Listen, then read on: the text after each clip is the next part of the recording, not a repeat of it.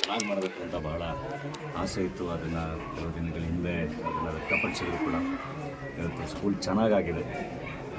ಒಂದು 86 ಮಕ್ಕಳಿದ್ದಾವೆ.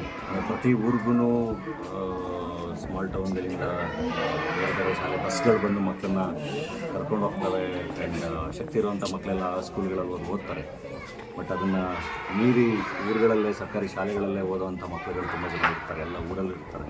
ಸೊ ಇಲ್ಲಿ 86 ಮಕ್ಕಳಿದೆ. ಈವನ್ ಊರಿನ ಎಲ್ಲ ಮಕ್ಕಳು ಬೇರೆ ಶಾಲೆಗಳಿಗೆ ಹೋಗಂಗಾದ್ರೂ ಒಂದಿಬ್ಬರೇ ಮಕ್ಕಳು, ಒಂದೇ ಮಗು ಉಳ್ಕೊಂಡ್ರೂ ಕೂಡ ಸರ್ಕಾರಿ ಶಾಲೆಯಲ್ಲಿ ಆ ಒಂದು ಮಗುವಿನ ಭವಿಷ್ಯ ತುಂಬ ಇಂಪಾರ್ಟೆಂಟ್ ಆಗುತ್ತೆ. ಹಾಗಾಗಿ ಎಲ್ಲ ಸರ್ಕಾರಿ ಶಾಲೆಗಳು ಚೆನ್ನಾಗಿ ರನ್ ಆಗಬೇಕು. ಸೊ ಕಾಡಂಗಡಿ ಶಾಲೆ ಚೆನ್ನಾಗಾಗ್ತಿದೆ, ಚೆನ್ನಾಗಾಗಿದೆ.